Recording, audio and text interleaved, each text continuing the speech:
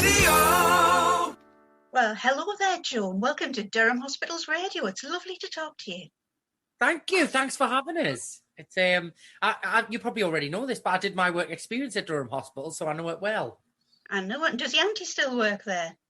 She does now and again. I think she's she's kind of all over the place now. She does different places, but I think she's always back there. And I know obviously some of the staff still. She's still good friends with them all. So yeah.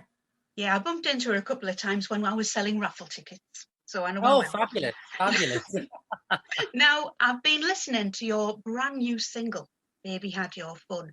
Hey, it's a real fabulous disco vibe with a bit of country mixed in, isn't it? It's fabulous. Yeah, well, I think it's, and I'm sure you guys being at the hospital and stuff know as well, it's just a crazy time, isn't it? And I think everybody's, whether they're being at home or they're working on the front line, we're all feeling the kind of stresses and the negativity of this kind of tough period of time that we're all going through. So I started writing for a new album last year in the first lockdown, and we came up with this song, and I thought, you know what? Everybody just needs a kind of happy song that makes them want to dance and just feel good, because it's, this has been going on a while now, and I think everybody's kind of, they're struggling, and they're kind of struggling to see the end and light at the end of the tunnel. So we're like, let's give them something to dance in the living rooms with and a bit of positivity.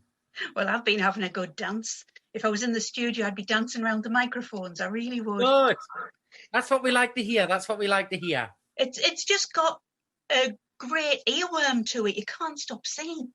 Well, when we first worked on it, it was obviously we recorded it about this time last year. Originally, I went down to Sheffield to do some writing sessions, and it was just a piano in the studio. We just messed around on a piano, kind of singing and working out the chorus. And as soon as we wrote the chorus, I just knew, I was like, this is going to be a huge up-tempo anthem. It just had that feel to it straight away.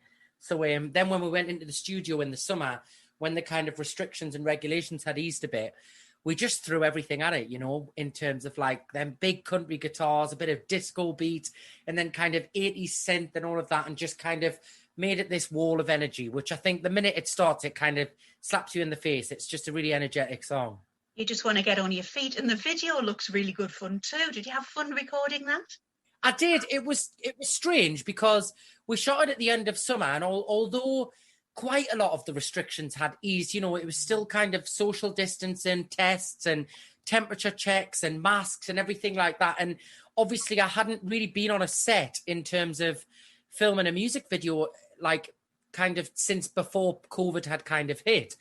So it was kind of a stressful day in terms of just feeling responsible for everyone and making sure everybody was safe.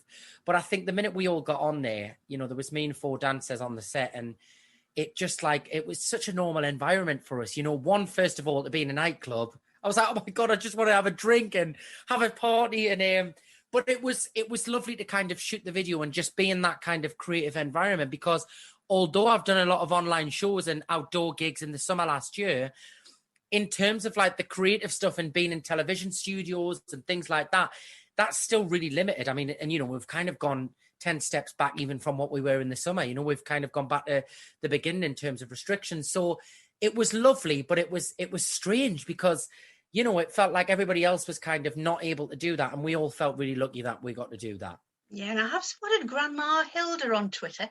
She seems to have taken to her dancing shoes. Well, we've launched the Baby Had Your Fun challenge. We've teamed up with an app called Triller. And we're doing a hashtag Baby Had Your Fun. So if anyone wants to join, download the app Triller, and you can listen to the song. You can freestyle and dance to however you want it. And if you upload it on there with the hashtag Baby Had Your Fun, you're going to be included in the alternative official Triller video. So it's going to have loads of people dancing. So we had her learning the routine the other night, and she did her little one. I mean, she didn't quite get all the moves, but she made it her own, and that's the main thing. She looked brilliant. I've got a feeling my daughter Martha will probably have a go as well, because she likes her dancing. Yeah, we want everybody to join. We want everybody to join in. If they dress up, and you can put, like, some people have put cowboy hats on or sparkly jackets and costumes, and we just kind of want, it's just a bit of fun for people, and we obviously, we're promoting the single at the minute, and you can't do a lot of the normal things that you would normally do. So it's a case of, finding interactive ways to connect with people. Yeah. Whereabouts did you record it? So we recorded it in South Shields, Oh, yeah. in a nightclub in South Shields, that is actually owned by Jade from Little Mix. She's a great Oh, friend of mine. yes. Yeah, I would like Yeah, to and say no, well, but my nightclubbing days are long gone. and it was due to open. It was due to open obviously before COVID hit, and so it's been closed. So when I knew I was going to shoot a video, but I didn't want to kind of run the risk of everybody having to travel miles and me going down to London and all of that kind of stuff. I sent her a text and I was just like, listen, is there any chance we can use your nightclub for the day? I know it's not being used at the moment. And so we took all of my crew in and set up with extra lighting and made it kind of more music videoified. But yeah, we were very lucky that I could do it round the corner to my house to kind of keep everybody safe. Yes, and you're not supposed to travel anyway, are you? So that was really, really good. Exactly. Sticking to the rules there. During lockdown, I really enjoyed your online shows that you did at the Customs House. Was it weird when you had to go on there to a dark stage, really? No audience. Well, I think, yeah, the first one was quite, because the first one we did was actually before the official lockdown was announced. So it was kind of just like theatres need to close and we might have to go into lockdown, but we're not sure. And it was that funny week before it hit. So the first one, there was kind of a buzz about that we were doing something different in terms of like, and raising a lot of money for the theatre was really exciting. But I think when I really found it strange was I went back there later in the year in June for my birthday and we did another live stream. And that was when I was like, this is really strange. Like I'm so used to playing venues filled with people dancing and clapping along and singing. And it's just such an atmosphere. And there I am stood on my birthday doing all of these things. And, it was incredible. We raised over £20,000 for them. But it was just so strange seeing the seats empty, like looking out and seeing like theatres that are so full of life and such a place of kind of vibrant entertainment and people and just fun and and celebration of talent and art and all of that. It was weird, and I was lucky that obviously I could use my platform to raise money for them, but I can't wait, honestly. I can't wait to see them back and back in full use because I think we're all dying for entertainment and obviously we want everybody to be safe. That's the main priority. But the minute it can return and people are safe, then I'm ready. I've got the show rehearsed. I've got the costumes ready. I'm ready to go. And of course, the panto at Newcastle as well. Yeah, we're due to do it in April at Easter. But again, fingers crossed. We don't know at the moment. Obviously, I think the next kind of month or so is crucial in terms of seeing how the numbers drop and things like that. And, we don't know. It's so unpredictable. But the minute, obviously, we can do it, we will be. And I hope we can. I'm keeping everything crossed. And like I said, as long as people are safe, that's the main priority. And then anything else is a bonus, Yeah. You're on about online shows there. Have you got anything lined up? We do. We've just announced about 14 shows through February and March. So we're doing an Instagram live tonight, and then we do another dance Zoom class. We're going to teach people the dance online on Friday night at 7:30. Saturday the 6th, we start the Live in Your Lounge online shows, and every Friday and Saturday all the way through February and March, I'll be doing online shows. So you can go to joemckelderofficial.com and all of the tickets are there. What else we're doing? We're doing a pancake special. We're going to make pancakes, then I'm singing. We're doing a Valentine's Day. So if you're single on Valentine's Day and you're locked down, it's a double whammy. We're doing a show to celebrate it. One thing that I really love, and the listeners at DHR will know, is musical theatre. Now, you've starred in quite a few little musicals now, haven't you? I've been very lucky, actually. It's become kind of a whole other avenue of my career. I was asked to do, the first musical theatre show I did was Tommy, the rock opera. And then I got asked to do Joseph. So I did Joseph for about 2 years. And then just before, kind of not last year, the year before, I've kind of erased last year. So when I say last year, I mean the year before. Last year did not exist. I'm not a year older. Exactly. That's the rules. But having said that, though, I am 30 this year. So does that mean if I can't have a party this year, I'm not 30? You just have a very long one next year or this year. True. Hopefully. True. So yeah, I love musical theatre and it's become a really special part. And I love the the difference in terms of like, you know, releasing my own music like Baby Had Your Fun now, and then, you know, the difference of playing a character and being somebody else on stage. It's really, it's a lot of contrast and variety, which is brilliant. Have you a favourite musical that you haven't been in, or a character you would like to play? I think Phantom would be great in Phantom of the Opera. I think that would be a great one to play, just because I think it would be a really challenging role. And a favourite musical, I love Wicked. I know a lot of people probably say that one, but I do love Wicked. I haven't seen the show, but I love the music from Dear Evan Hansen. Oh, that music is amazing. I'm really wanting to see that show. Really Yeah, am. me too. I play the music quite a lot, waving through Me a too. window and all that sort of thing. Yeah. But, you know, we've been in lockdown quite a long time now. Lockdown #3. What are you doing to keep yourself busy? I mean, obviously, I've been really busy promoting the single and doing all of that kind of stuff, which has been nice, although it's all from home, so it's very different to usual. You know, normally you're here, there, and everywhere. And then we've had the online shows, which has been great, and more coming. And I've recently just kind of I've been following a kind of new fitness and nutrition plan, and just trying to eat healthy and exercise, and just using the time to kind of, when we come out of this, I want to be firing on all cylinders. Well, I was getting to the point. I've got a little chunky. Well, I was working from home. Yeah, well, that was the thing. I was getting to the point before Christmas. I was like, I was having far too many of the Zoom drinks with friends and the takeaways. And I thought, you know what? This is the perfect time when you can't go out and eat in restaurants and have the temptation of bars and pubs and clubs. I thought this is a perfect time to get really healthy and eat healthy. So so I've lost nearly 20 pounds actually since the last week of December.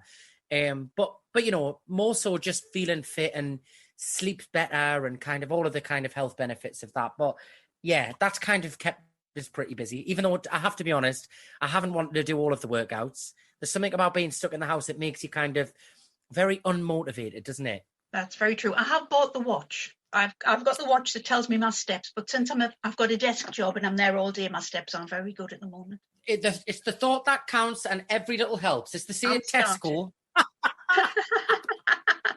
But yes, I've been doing my 10,000 steps. I've been out today in the horrible weather. I thought, listen, I'll do it anyway. Yeah, but to be fair, I only do the 10,000 steps so that I can eat more food, if I'm completely honest.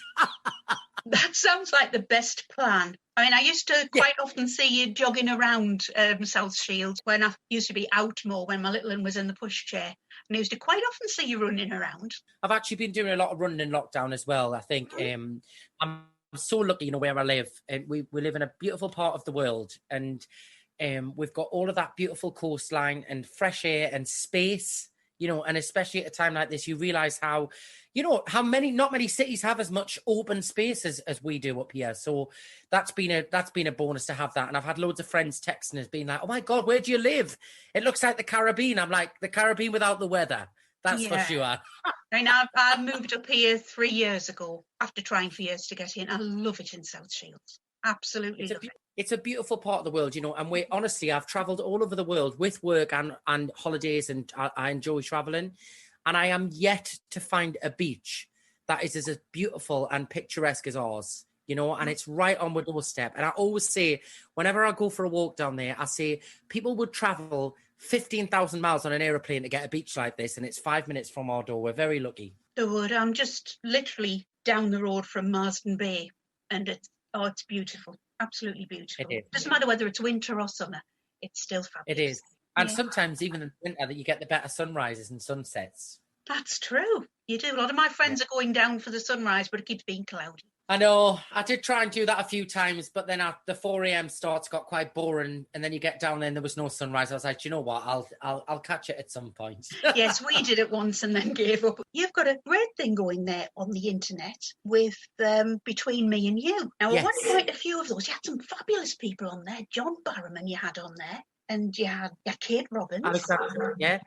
Kate Robbins, Alexandra Burke, Jade Thirlwell we had, Bag of Chips, Leslie Joseph. Well, the thing is with that is a lot of those people are my friends, you know, who I've either worked with in the industry or before the industry. So I know them all on a personal level, and they know me on a personal level. So the idea I had behind it was that I'd get people involved in a way that we would interview each other, and I was very careful with who I picked. I picked people who knew me quite well and who I knew quite well, because what I thought is, if we have that dynamic, then it means that the questions we ask each other are going to be completely different, because we know a lot of the answers to the generic questions, and we've heard them talk about them things in other interviews. So what I found is, because we were both really comfortable with each other in all of the interviews, we all were texting each other after them and going, "Oh my God, I can't believe I've just said that on a live interview." Because it's like talking to your friend, but we were keep forgetting that it was live in front of, people were watching it. That thousands of people were watching it and watching them after they'd gone out live. So, yeah, I've really enjoyed it. And it's funny, actually, a lot of people have asked us to do some more of those. So I need to think about doing some more, because I think people probably would find them a lot more interesting now as well, because people are just looking for fun things to get involved with, because we're all bored. We're all bored of doing the same thing. And to be honest, I was watching them. They're hugely entertaining, really, They really are. engaging. Yeah, they are. And we played little games and things. And honestly, my house has turned into a television studio. It is literally, I've got cameras in here. I've got cocktail making corner. I've got a concert side. I've got glitter curtains. It's turned into a studio. But you know what? I feel very blessed that with my audience and following and things, that they've followed me online, and I've been able to do all of these things, because without people wanting to turn up and see all of them things, you can't do it, So I'm very, very fortunate to be in the position I am. Going back to the X Factor days, I was one of the ones sitting in Temple Park on the finals night. Wow. Yeah, and the atmosphere in there, it was unbelievable. Absolutely unbelievable. I know the thing is, like, obviously I only got to see it on television, and most of my family were in the studio in London. And we all said, like, everybody that was at Temple Park, like, I had a few friends who were there who I went to college with, and they couldn't come down to London. And they still talk about that night. They're like, I've never heard an atmosphere like it in a room. They were like, it was just electric. So yeah, and I wish, obviously, where I was an amazing place to be, but I wish I could have kind of split me personality and been in both places. If somebody could have bottled the atmosphere and given it to you, it would have been amazing. It would have been fantastic. Yeah, I mean, look at where you are now. You're doing musicals, you're doing live shows. Is it everything you've ever dreamed of? You know what? I've experienced everything that I wanted to experience, and that I kind of dreamt of as being a child, and wanting to be a performer. And I've done way more. I've experienced everything that I've wanted to experience, but I've done way more than I thought I ever would do, in terms of musical theatre and like all of the shows that I've worked on and TV things. And I suppose, like, going into my 30th year of, like, turning 30, it's a really nice position to be in, because if you've experienced everything that you want to do, it allows you to kind of, like, going forward, just have fun. And that was one of the reasons behind releasing this song. I just wanted to put out music that I've always wanted to make, and I always kind of wanted to do, like, a big breakup fun anthem song. So I was like, all right, let's just do it. And while I'm stuck in the house and I'm not busy doing 100 million projects, now's the time. Let's just get it out there and just have fun with it. So yeah, I feel lucky. And I think it's, like I said before, it's a crazy time at the minute, and it's a really uncertain time for my industry, and a lot of my friends and me and other performers. So we're all just kind of longing for that moment that we can get out there and just do what we do best and have fun with it, and make people feel happy. I think people are really going to want live music and live theatre and entertainment when we come out of this, because we realise how much we miss it. We've realised what we really miss in these times. And I've had so many messages from people just saying, oh God, I miss music and I miss that connection of being with people and things. So yeah, I can't wait. And I'm hanging fire for your country album. Oh yeah, that's definitely something on the bucket list. I mean, the music that I am working on has got elements of the kind of country flair to it, but it's one of my bucket list things to go to Nashville and record a full-blown country album. Maybe not for commercial reasons, just to see I've done it, because I'd love to do that. As I said before, your single, absolutely love it, and I'm sure it's racing up the charts, because I haven't checked today. It's something we're going to continue playing here on Durham Hospital's radio. We play a lot of your music, to be honest, because we get a lot of requests for you. Simple as that. Thank you. That's great. And it's been lovely talking to you, Joe. Thanks so much. Thanks so much for having us. It's been lovely, and I'm sending love to everyone. I know it must be crazy at the hospital right now, so I just want to say, I'm sure everybody said it already, but we appreciate all what the staff are doing, because I can't even imagine how difficult it must be, and I'm sending them all lots of love, and the patients as well. Brilliant, Joe. Thanks a lot for talking to us today. Thanks so much. Cheers.